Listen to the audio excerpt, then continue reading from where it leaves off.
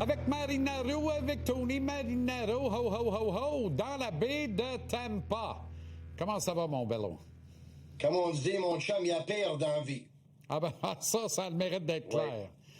Quel match de la part d'avantage numérique du Canadien? 50 d'efficacité.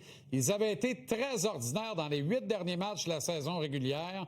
Martin Saint-Louis a tenu des entraînements à rideau fermé dans les derniers jours précédant cette série afin de justement présenter des schémas qu'on n'a pas vus tout le temps au cours de la saison. On a l'impression qu'on a 5-6 patterns différents et que les gars se parlent, font des permutations. Les gars bougent presque autant que la rondelle qui bougeait déjà beaucoup et ça offre toutes sortes de formations différentes qui semblent rendre complètement dingue les quatuors défensifs du Lightning de Tampa Bay. Tu as raison, JC, parce que dans les semaines précédentes, dans les dernières semaines, on a vu le Canadien avoir des difficultés en avantage numérique. Une des raisons pour laquelle on le connaît, c'est que tu avais des joueurs à la conquête de quelques sommets personnels et le Canadien essaie toujours de refiler, les joueurs essaient toujours de refiler la rondelle à quelques joueurs en particulier. Mais un des problèmes qu'on a vu avec l'avantage numérique dans les dernières semaines, c'est que les gars bougeaient la rondelle, mais ils bougeaient pas leurs pieds. Donc, c'est facile de les contrer à ce moment-là. Hier, tu vas noter que Juraj Slafkovský, là, il a marqué 3 buts de 3 endroits différents sur la patinoire. Donc, évidemment, les gars étaient toujours en mouvement. On regarde ici le premier but de Slafkovský, mais 20 secondes avant ça, c'est Slafkovský, c'est Demidov qui était vers le cercle des mises en jeu. Ouais. Et Slafkovský était de l'autre côté. Et là, ils sont changés de position. Et c'est Demidov qui a trouvé Slafkovský avec sa passe. Regarde celui-là, c'est un bel jeu de tic-tac-toe, ça, de Suzuki à Caulfield avec une très belle passe pour Juraj Slafkovský à quelques pieds du gardien but. Il bat Vasilevskiy, évidemment, avec un tir en dessous de sa jambière gauche. Et là, le troisième en prolongation, c'est Nick Suzuki avec l'entrée de zone qui refile la rondelle à Hudson. Hudson à Slafkovský du cercle des mises en jeu du côté gauche avec un tir vif qui bat Vasilevskiy qui peut-être n'était pas super bien positionné à ce moment-là, mais 3 buts différents. Et tu sais, quand ton avantage numérique, il va comme ça, tu vas être difficile à battre, parce qu'on sait que souvent, dans la série éliminatoire, c'est l'avantage numérique qui fait la différence. Et bravo. Merci à Brandon Hagel qui a trébuché, sans quoi il revient dans la ligne de passe de Lane Hudson, qui a été lumineux parce que il a flairé la bonne affaire et sans même regarder, savait très bien que Slafkovský serait là pour la réception de passe. Hudson qui était en position tampon sur le premier des 3 buts de Slafkovský. Qui aurait imaginé voir le 48 en bumper sur l'avantage numérique? C'est dire comment cette permutation-là, à un moment donné, t'essaies de trouver des solutions contre ça, puis t'es juste étourdi. Puis voyons, où sont nos assignations? Mais Cooper va corriger le tir, là, tu sais, il va dire, regarde bien, là, peu importe ils s'en vont où, mais ça a servi dans le premier match, il faudra voir pour la suite. Quel match par Josh Anderson! Si je peux te parler de Lane Hudson, lui qui a joué 29 minutes hier, puis j'étais à la pratique des Canadiens plus tôt aujourd'hui. Et je vois Lane dans le vestiaire, puis je dis 29 minutes, beaucoup, là, pas trop fatigué. Il dit non, je me sens vraiment bien, les minutes étaient bien réparties. C'est ça qu'il a dit. OK, bravo. Oui, l'histoire le dit pas, mais il est allé patiner, il paraît, à 4 heures la nuit dernière aussi, là, entre 2 dodos, là, juste pour être certain de garder la forme. Josh Anderson a été sensationnel hier. Il peut être le facteur X. Je t'en parlais ici sur le plateau la semaine dernière. Et dans les clés de la victoire du Canadien, il doit être un facteur X. J'ai particulièrement apprécié qu'il a ménagé le jeune Dastou parce qu'il aurait pu y arracher la tête, ce qu'aurait fait sans gêne un gars comme Tom Wilson. Puis j'aimerais pas qu'on aille jusque-là, parce que je suis pas certain qu'on est capable de répondre jusque-là. Mais hier, là, Anderson a passé un message clair aux défenseurs du Lightning. Quand je suis sur la glace, là, faites bien attention en récupération de rondelles derrière Vasilevskiy, parce que je m'en viens puis je vais vous frapper sans ménagement. Écoute, tu viens de parler de Tom Wilson, c'est pas compliqué. Josh Anderson, hier, il a joué comme Tom Wilson, il a joué l'an passé dans les séries contre le Canadien. Il était physique, écoute, c'était vraiment difficile de jouer contre lui. Il a été intimidant, puis il a donné le ton à ce match-là, autant que sa physique, avec le premier but du match. Puis sur le premier but du match, quel jeu colossal de Alex Carrier. Lui, c'est un autre pour moi. Carrier était formidable hier soir. Mike Matheson, il a été incroyable hier soir. J'ai même aimé le match d'Arbor Xhekaj hier, qui a joué un bon 10 minutes et demie. Et j'imagine que Martin Saint-Louis, lui, a aimé le match de Xhekaj aussi, parce qu'à 2 minutes de la fin du match, avec la marque 3-3, c'est Xhekaj qui était sur la glace hier soir, JC. Oui, monsieur, et il ne nous a pas mis dans le trouble à aucune reprise. Au contraire, il a fait sentir sa présence. On voit qu'il est respecté, voire craint par les joueurs du Lightning de Tampa Bay. Non, j'ai aimé l'utilisation qu'on en a fait. Puis un Xhekaj qui commet pas de bourde comme ça devient tellement utile pour tout le reste de son jeu, l'aspect robustesse et tout ça. On s'en est bien tiré parce que, en l'absence de Dobson, parce que notamment Carrier, il faut le dire, là, a joué vraiment un grand match. Pas un petit match ordinaire. On voit l'importance d'un gars comme ça. Il me fait penser un peu à Aspiro à Boston, qui est très important pour les Bruins, ou encore le jeune Dastou là, qui a pris sa place à Tampa Bay cette année, qui est très important pour le Lightning. Il y a des gars, par contre, qui étaient aux abonnés absents hier. Dans le camp des Bolts, Corey Perry, qui a été très, très, très tranquille au cours de la soirée.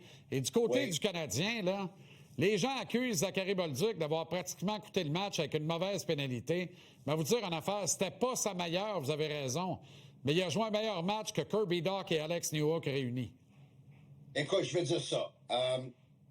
Bolduc, dans le match d'hier, c'est OK, il y a 2 erreurs dans un espace de 30 secondes parce qu'avant de prendre la punition, il y a le rondelle entre sa ligne bleue et la ligne rouge, puis il fait un dégagement et ça revient dans sa zone. OK. L'important, c'est que le Canadien ont gagné le match hier. C'est un moment d'apprentissage pour un jeune joueur de 23 minutes. Moi, je vais être bien honnête avec toi, JC. Moi, à première vue, j'ai pensé que le 4e trio des Canadiens, ils n'avaient pas nécessairement bien joué hier soir. Mais quand j'ai vu les statistiques avancées ce matin, puis le fameux Corsi, le 4e trio des Canadiens a dominé le 4e trio du Lightning de Tampa Bay. Donc, ce serait le fun d'avoir un but de temps en temps parce que je pense que le 4e trio des Canadiens est notamment meilleur, ou il y a un bien meilleur potentiel que le 4e trio du Lightning. Mais écoute, effectivement, après avoir visionné le match une deuxième fois puis regardé les statistiques avancées, je pense que c'est pas si pire que ça. Puis Martin Saint-Louis, j'étais à pratique aujourd'hui, puis il n'a pas annoncé ses couleurs encore. Il va pas parler de son aliment, évidemment, parce qu'il veut laisser ça à la surprise. Mais à l'entendre parler aujourd'hui, au moins qu'il jouait au poker avec nous, je ne pense pas qu'il va faire des changements à son aliment demain. Bien, il n'y a pas de raison vraiment d'apporter des changements dans une cause gagnante comme celle d'hier. Juste préciser, là, quand tu parles du 4e trio du Canadien, on parle bien de Evans, Danault et Anderson. Écoute, pour moi, le 4e trio, au moment qu'on se parle, c'est le trio de Kapanen. OK. Et le temps de jeu de Kapanen, ça me rassure le temps de jeu de Kapanen reflète ça. Oui, ça me rassure un peu parce que je me disais, y a-tu vraiment regardé la game? Là? Parce que Danault, Evans et Anderson ont été définitivement le meilleur trio du Canadien à 5 contre 5, ce qui n'est pas une bonne nouvelle, cela dit, mais c'est une bonne nouvelle de les avoir vus être dominants comme ils l'ont été, être bons comme ils l'ont été. Dominants, c'est peut-être un peu fort, mais ils ont été les meilleurs. Ce qui me ramène maintenant à Suzuki, Caulfield et Slav. Slav a été très bon à 5 contre 5. On ne peut pas en dire autant de Suzuki et Caulfield. Et tu sais, je pense que Josh Anderson, chaque mise en échec qu'il applique, plus la série va être longue, plus ça va devenir payant. Mais si c'est bon pour Minou, c'est bon pour Pitou. Ça veut dire qu'à chaque fois qu'on frappe Suzuki et Caulfield, ça peut finir par payer pour le Lightning. Ils ont été frappés sans ménagement toute la soirée hier. J'ai pas bien aimé cet aspect-là de la game. Écoute, le trio de Cirelli hier soir avec Eagle et Gensel ont fait un travail colossal à 5 contre 5 contre le trio de Suzuki. Ça, il n'y a aucun doute là-dessus. Cirelli et Eagle, écoute, c'est 2 joueurs d'équipe Canada, là. Puis Gensel, c'est un joueur de l'équipe des États-Unis aussi. Donc, ils se sont affrontés à vraiment un bon trio. Cole Caulfield m'a dit aujourd'hui dans le vestiaire, écoute, on va trouver la solution. On ne l'avait pas hier. Caulfield n'avait pas de tir hier. Il dit, on va la trouver la solution. Mais ce qui était impressionnant dans ce match-là, hier, si on dit que le premier trio des Canadiens n'a pas fait grand-chose à 5 contre 5, le premier trio du Lightning de Braden Point, puis Gage Gonzalez, puis Nikita Kucherov, à 5 contre 5, ils ont fait quoi hier? Ils n'ont rien fait non plus. Ben, rien fait non plus. Et c'est la beauté de l'affaire, là. C'est la nuance hier, c'est vraiment les unités spéciales. Ça fait basculer le match à l'avantage du Canadien.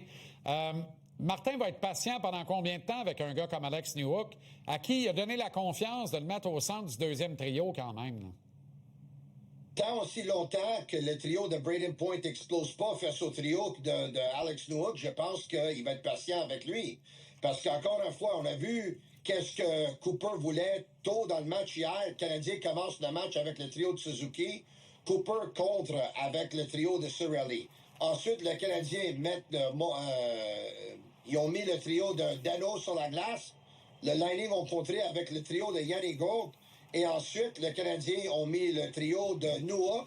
Et c'est à ce moment-là que John Cooper il a mis le trio de Braden Point. Donc, malheureusement, ils n'ont pas produit hier le trio de Newhook pour le Canadien non plus.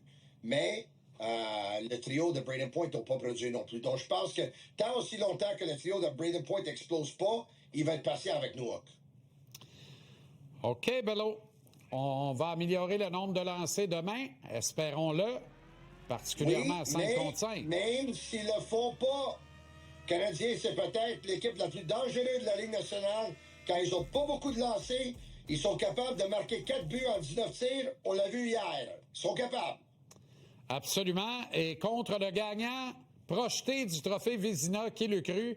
Mais je pense que le Canadien est dans la tête de Vasilevski et ça, c'est une excellente nouvelle. Autant que dans la tête de Kucherov et maintenant, Martin Saint-Louis est dans la tête de John Cooper. Je suis pas mal convaincu de ça aussi, Tony. Ils ont beaucoup d'expérience. Écoute, ils n'ont pas dit leur dernier mot, mais effectivement, si jamais le Canadien peut gagner demain soir, aïe, aïe, aïe, pas convaincu que le Lightning ont tout ce qu'il faut pour gagner 4 des prochains 5 matchs. Mais d'ici là, on va parler demain. Un grand plaisir. Bello, ciao! Ciao, ciao!